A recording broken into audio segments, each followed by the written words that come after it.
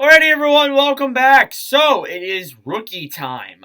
It's a Friday, not that many games on today, so you know what I thought? Why not take a look at how the rookies of the NHL have been doing so far through the first month of the season. So, a few things to keep in mind here. This is the stats as of Friday, November 10th, before the Friday, November 10th game. So, if you're watching this like on the 13th and Bedard scored like 15 goals and after that, no, he wouldn't. But regardless, if he did, and you want to go to the comments, just know that it was made on November 10th.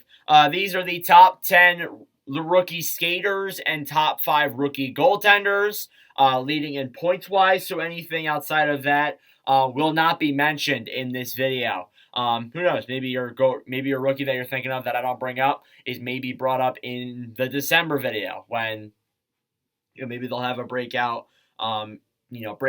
But regardless, let's get straight into the guys that we have here. So we'll start out with the skaters. I think it's pretty obvious who's leading the skaters. For a while, though, it really wasn't, but he had a multi-point night the game before I made this video, and it's Connor Bedard. Bedsy, obviously we expected for him to be leading the rookies in points.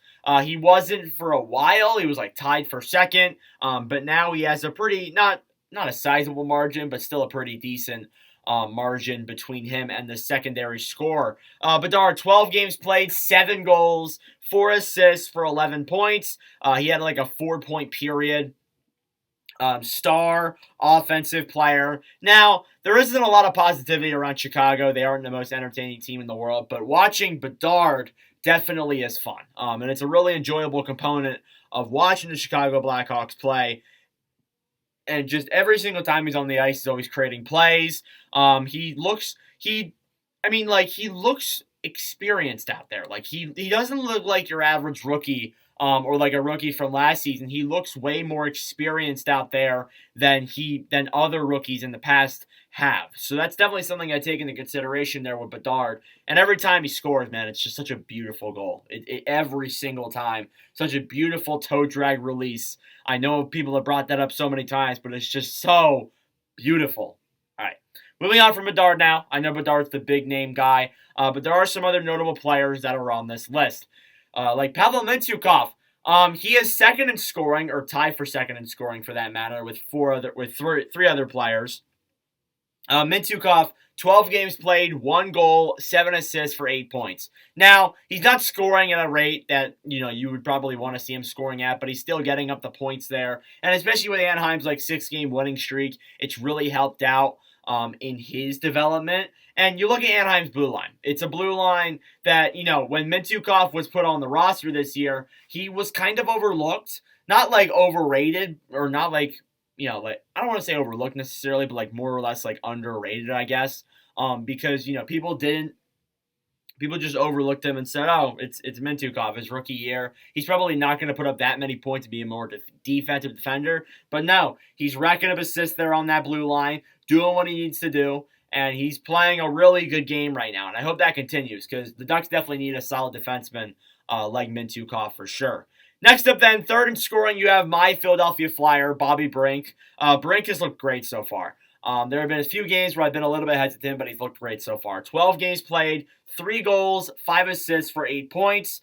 There was a stretch there where he really couldn't score. He was picking up a few assists, but was getting chances, just couldn't finish. And then eventually, one game he finally broke out, scored his first 2 NHL goals. Then he scored another one later on in the season. So far through the month of October and through November, he's looked solid. I hope that continues for him because, for God's sakes, the Flyers need someone to be good like Bobby Brink. And he's definitely been someone who's been developing for the past couple of years and is now looking like a very exciting forward there for Philadelphia. Next up then, you have Logan Cooley. Cooley for the Coyotes, 13 games played, 1 goal, 7 assists, 8 points. Cooley's been good. Cooley was my call to prediction. I like Cooley a lot.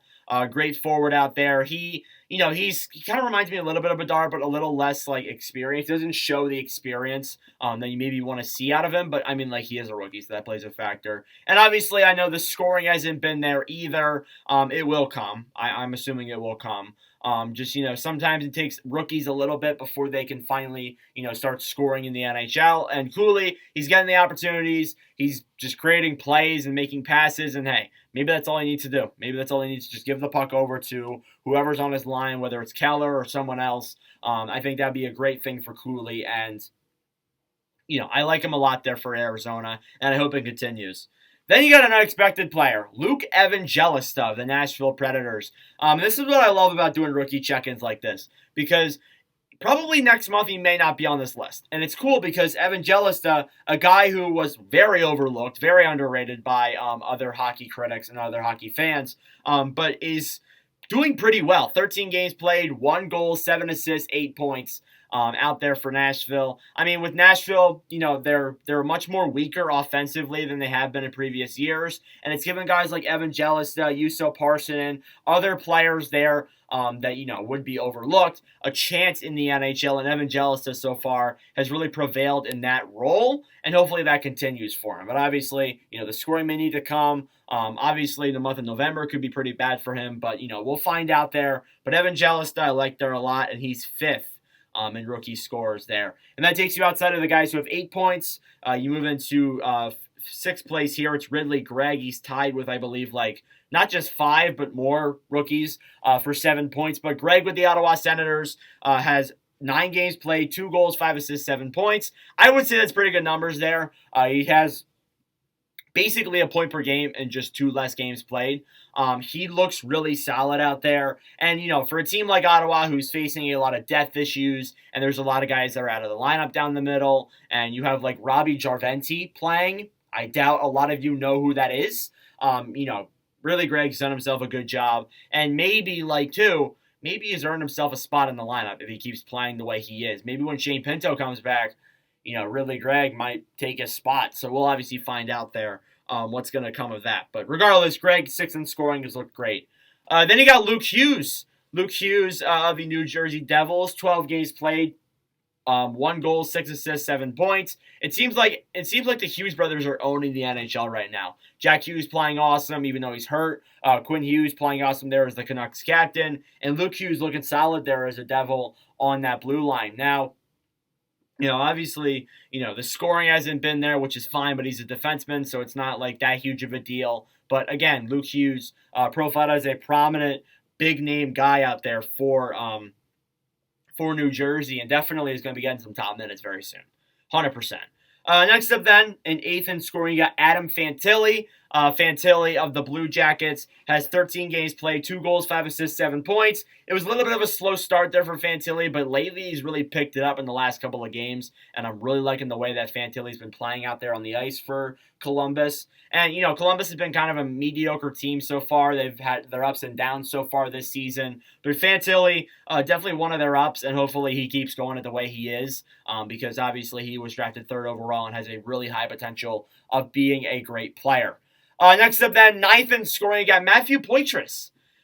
Who would have thought that this guy would have been on the Calder race, or the rookie point scoring? Because, he was often overlooked as well before the season started, but then had a really good training camp, a really good preseason, made the team, made it past the 9 games played mark, and now he's probably going to be on the team for the rest of the season unless something else happens here. But regardless, Poitras, 13 games played, 4 goals, 3 assists, 7 points. The Bruins offense, and I'm not trying to diss them at all because they have been a good hockey team. The Bruins offense has not been very good this season.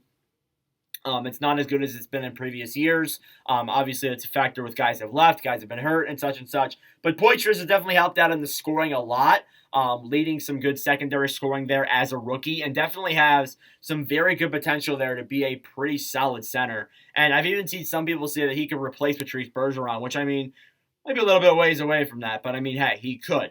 It's very possible there if he keeps playing the way he is. But Poitras, I like him a lot. I like him a lot there as a Boston Bruin. And finally, 10th in scoring for your skaters, you got Matthew Knies. Knies with 13 games played, 3 goals, 4 assists, 7 points. The Leafs have been struggling. There's no question there. And Knies has quieted down a little bit, but still putting up solid numbers there, looking like a pretty good player out there on the ice. It seems like in every game, he's giving his 100% effort.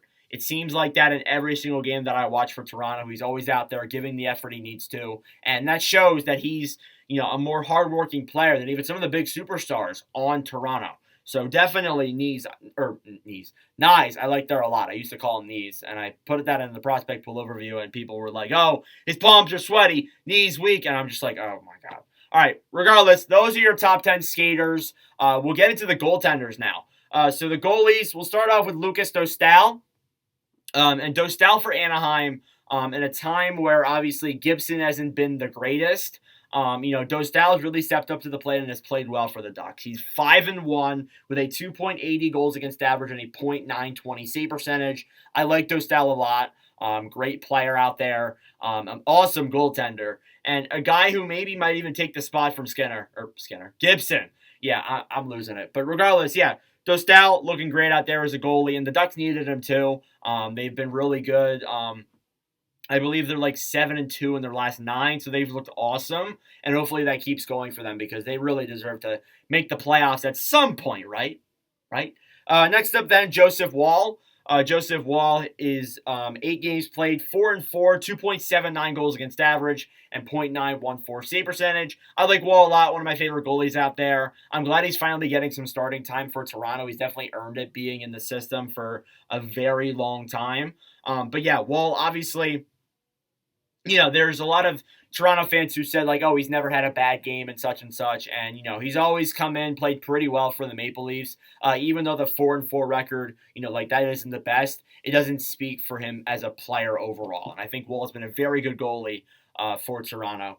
Third in goalies is Joel Hofer. 3-1 record for 4 games played, 2.50 goals against average, and a .918 save percentage. He's looked good so far in the 4 games he's played. I'm assuming he'll play more, but Binnington's looked solid too.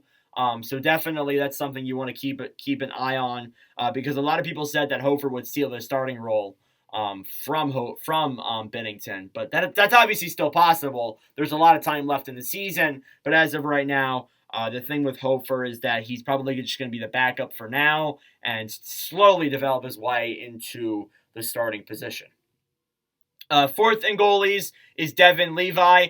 Levi, 5 games played, 2-3, 3.41 goals against average, and a .885 save percentage. I believe he is injured. I will say this about Levi. I know a lot. I had my criticism last year about him, and Sabres fans really didn't like me because I said that he was being a little bit overhyped. And look at that. I'm kind of right, but it's not entirely his fault. Obviously, you don't want to throw him right into the starting role immediately. That's what I said so many times last season and during the offseason. You don't want to throw him into the starting role. Yeah, he looked good in those 7 games, but it was 7 games. And through these 5 games he's played so far, his stats have been okay, but they haven't been like awesome either. So definitely, Levi is going to be a player that we're going to be looking to improve in this month of November. Hopefully, he can come back at that. But regardless, I hope that he gets better. And finally, you got Ivan Prosvetov. Prosvetov, 3 games played, 2-1, 2.35 goals against average, and a .909 save percentage. He's come in and played well for Colorado, and that's pretty much all I need to say about him. Is not going to play that big of a role with the Avalanche. Obviously, with Francouz being out for the longer term, he's going to be the backup goaltender, but, there's really nothing to talk about outside of that. And yeah, that is your rookie check-in for November of 2023. I like the rookies a lot this year. It's been fun to watch, especially with Connor Bedard. It's been great. But regardless, that'll do it for this video. Thank you all for watching. If you enjoyed, make sure to leave a like, subscribe, and down below. I really appreciate it. But anyways, thank you all for watching, and I'll see you guys in the next video. Adios.